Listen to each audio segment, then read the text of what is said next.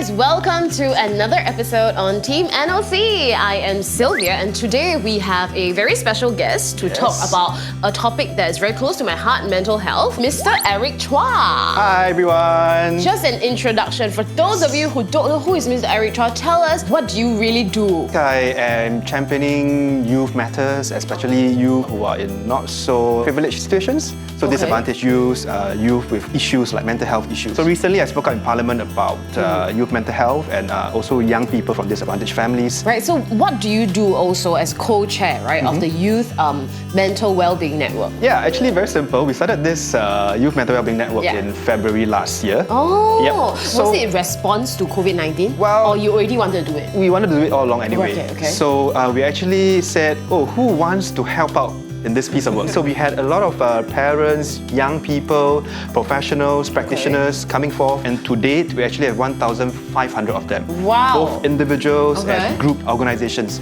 who have come forward to say, hey, I want to help. So now we have done quite a few sessions and we have organized ourselves along 8 areas, and they have, as of now, thought about at least 30 projects. Wow! So hopefully this year we should see some of the projects bearing fruit. Why this passion in mental health? Do you know someone who has gone through it, or one day you just woke up and be like, yeah, they need help? I think it's a very prevalent thing. Actually, in fact, all of us contend with some form of mental health, even if not mental health, mental well-being issues. You know, in a recent survey, it was actually found that 1 in 7 Singaporeans actually contend with some mental health disorders at some point in our lives. And then how do we cope with it? How do we reach out? Where do we go to for help? I mean, these are all questions that maybe a lot of people have, but we don't have really answers for. So I think coming from that and coming from a personal point of view, that's something close to my heart in that sense. And I'm sure all of us grapple with our own, demons every day. So I think online, right, there's been a rise of memes also that's concerning mental health. So we'll be looking at 7. Okay. And then we will be talking about how relatable this is to you. Okay, and what you can tell us about it. Sure. Okay, meme number 1. All right. So going straight means actual therapy, turning right means oversharing on Twitter, and then you see the smoke behind the car, the wheels of the car, so like, wow, suddenly right turn to oversharing. So oral examination, tell me about this photo. I think if it's memes are meant for mostly young folks, right? So young folks tend to be digital natives lah. So people like me, digital migrant, right? So I think we want to express ourselves and we do a lot of sharing on our socials. I think in a way that is also kind of like a reflex, just to try to communicate with the world about, hey, what are my emotions at this point in time? And I think that's good, but I think also the online world is also a place where you can have resources. So for instance, Beyond the Label movement, they actually have a chat bot. Her name is Belle. Yes. So you can chat with Belle, and Belle can point you to resources that are good for mental health, that can possibly be of help to you, both in the online world and in the real world. And also there are websites like myline.sg that you can go to. So after you post, go to the myline.sg, chat with Belle, Right. But let me just question you one thing also, okay? Do you think people outrightly will tell people they are in therapy? Well, I hardly think so actually, because there's still stigma associated with mental health conditions, right? So even though we mentioned 1 in 7 have some brush with mental health conditions at some point in their life, but I think it's also a fact that 1 in 3 still think that mental health conditions are, it comes from weak willpower. Right. But I think that's not a good position to start with. Okay. But the fact that 1 in 3 persons thinks that speaks volumes of what we as a society think about mental health and how we react to it. So I think there's a lot of room for us to reshape the way we think about mental health conditions, as well as the people with mental health conditions. In one sentence, it's just about reducing the stigma. So what is the Youth Mental Wellbeing Network, right, doing to, help people say it's okay to tell people you're in therapy? It bears repeating the phrase or the sentence, it's okay to be not okay, right? Right. So I think we just need to remind ourselves as one people that you can seek help, you are loved, you are valued, you are worth it. And we just have to get this into our psyche lah. And it's not easy because it means fundamentally changing some engine parts in ourselves, right? And we just all got to keep at it. No, and I think that's a very practical word of advice, that it is, a habit we have to get into. We have to constantly remind ourselves it's okay not to be okay. One time is not enough. You viewing this video one time is really not going to help your mental health condition. Is when you take away from this video, is really okay not to be okay. You telling yourself, you telling the people around you, and all of you saying the same thing, then it will work. Hashtag keep nagging. The next meme. All right. Okay. Wow. Oh, I think, yeah, this is quite interesting. Quite cool. Yeah. Do you know who's that? I have no idea actually. Oh my goodness, you all! Okay, so I think what this meme tells us is that people always think that mental not wellness has a face, but the fact is a lot of these people are actually high functioning adults walking around us. And I think that's very true because how then do we really identify who amongst us need help? And I think here's where I'll throw in 3 letters. You know, government must have acronyms, right? So we have look, listen, and link, right? So just look out for a person's behavior, right? Do I look like I'm a little listless? Do I look like I have lost interest in usually the things I'm passionate about? Right, not looking at their physical appearance, but looking at their behavioral. Yeah, right? So second L is listen. Listen to what the person is saying.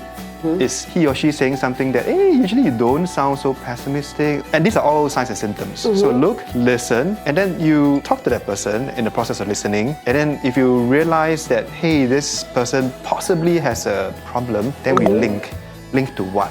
Link to the resources, linking to persons around him or her who loves him or her. Because all of us have, at least a few persons that loves us in our life, right? And we go to them for comfort, we go to them to recenter and refocus ourselves, to recharge our inner core. During this pandemic, right, I think a lot of people who are also like business leaders or, like owners, co-founders, right? They face a lot of stress, like they will see like, their colleagues having lower morale. And that is, look, we see a problem, right?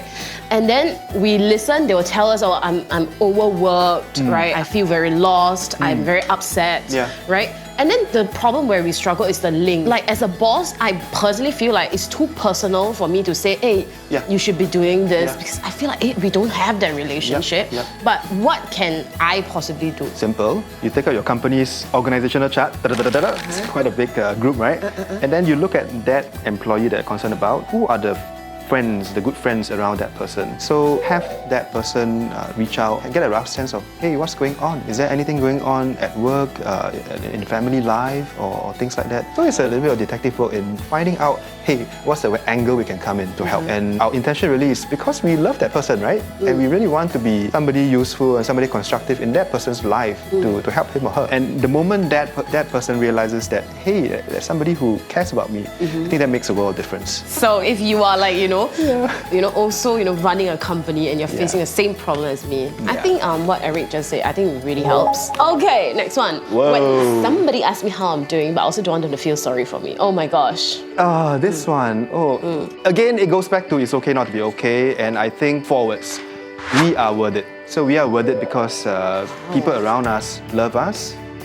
Even if it's just one person, even if it's just your cat or your dog. Oh my god, I know, right? My best friend is my dog. Yeah. So long as somebody loves you, you are worth it. So don't ever say, oh, okay lah, let's not impinge on others. Correct. I think as Singaporeans or as Asians, or in our society, right? We just don't want to be a burden, and I think that is so real. Because everybody is facing the pandemic, everybody also stressed. Like, who am I to tell people, hey, I'm very stressed? Can you take care of me? Can you give me a bit of attention? Can you sayang me for a while? I think that is hard for every one of us. But it's okay, just 3 words, right? Don't paiseh lah. Don't paiseh. Yeah, just go, because they love you, they will hug you. Oh my gosh.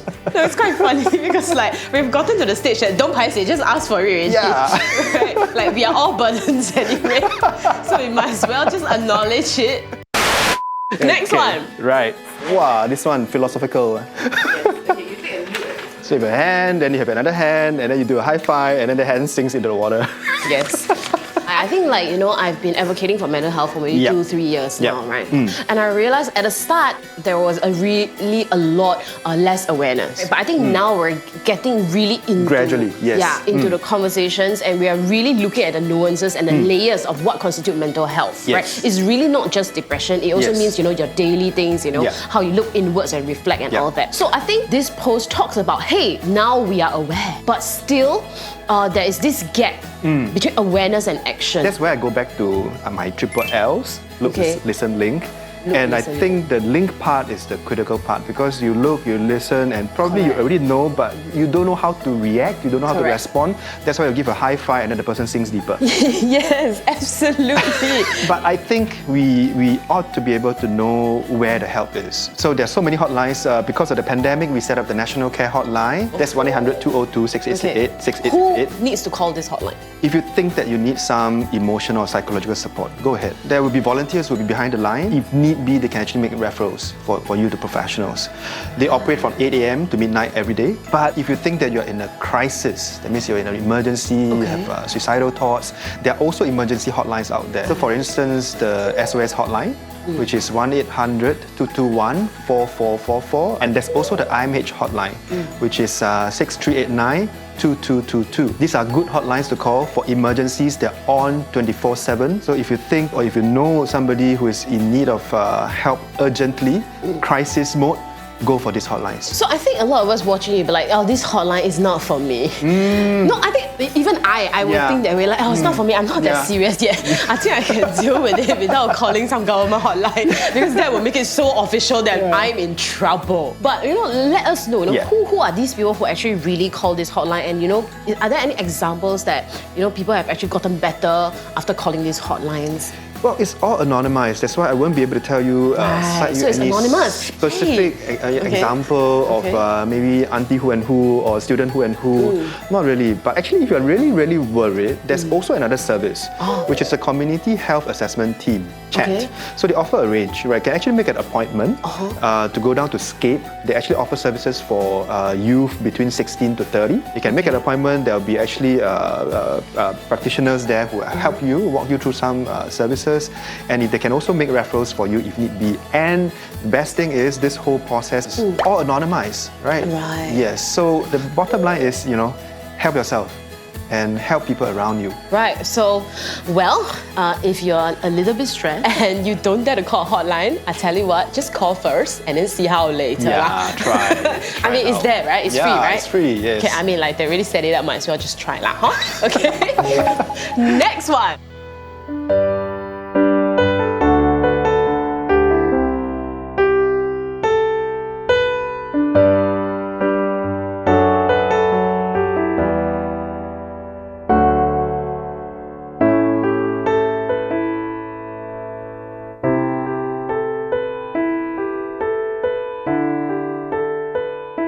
Okay, so there are even a lot of TikTok now, right? Yeah. Like I say, really just bringing into awareness all this kind of thing. Yeah. What do you think, of this kind of content?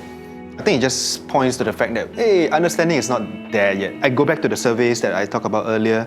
Actually, 1 in 5, which is like 20%, right, think that people with mental health conditions should not hold any responsibility at all.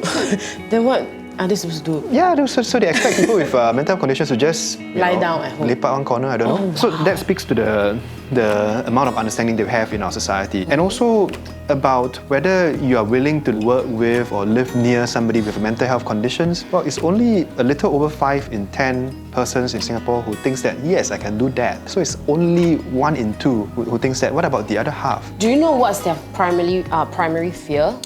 I think it goes back to lack of understanding. I think it goes back to the fact that people don't really know that it's actually so prevalent. So I know we talk a lot about downstream help, right? Be the hotlines or where you can go, right? But let's talk a little bit about upstream. What do you think are certain things every Singaporean, especially youth, can really start adopting so that we are taking care of our health so we don't really get too serious? I think it's just about vocalizing how we feel on a day-to-day basis. If you just reach home, you just, I see my wife, how was the day? And then just say lah. A lot of us will just say, okay lor. Yeah, okay lor, yeah. Yeah, like that lor. Yes. But beneath like that lor is what? Oh, I had a few not so pleasant experiences at work today.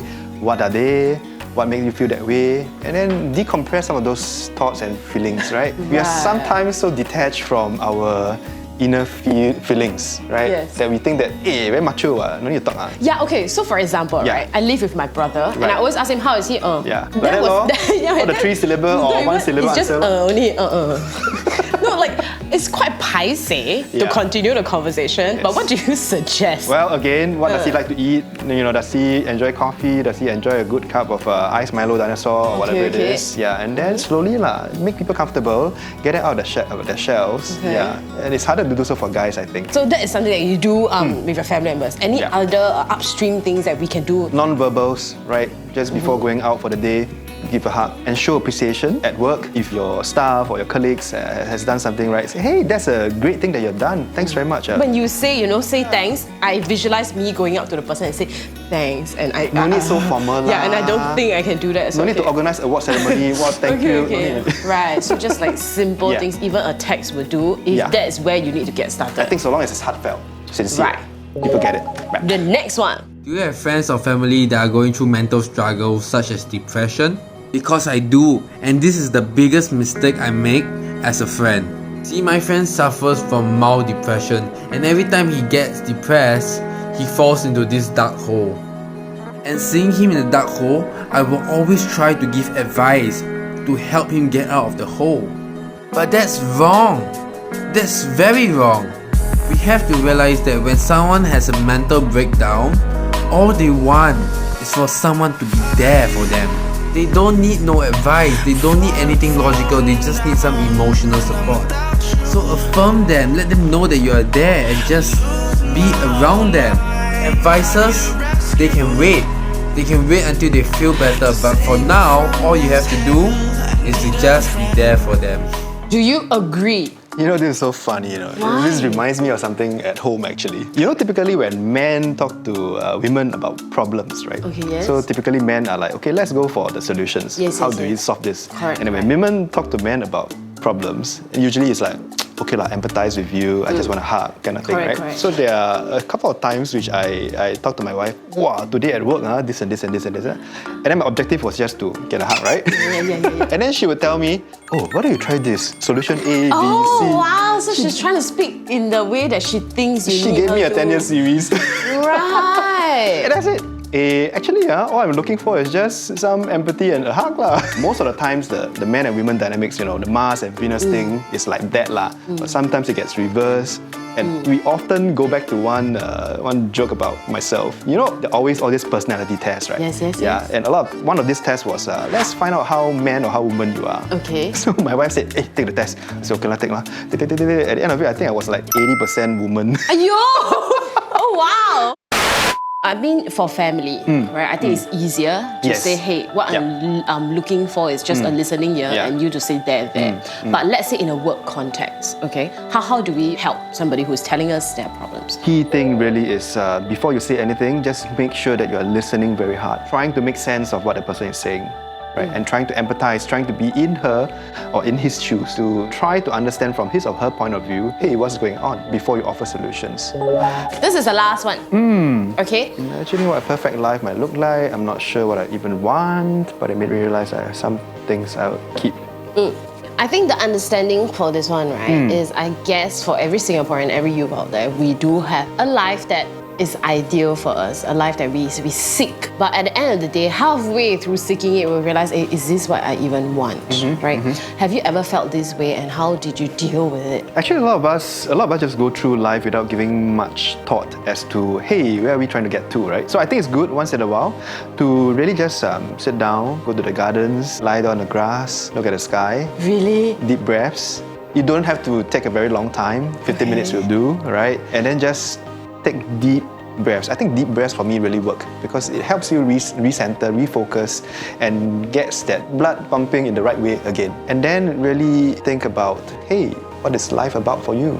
It's going to be different for all of us, but we need to spend that time to really give some thought to it and get in touch really with your inner self. Right, at the end of the day, deep breaths. Yeah. And it's free and you can just do it like right now.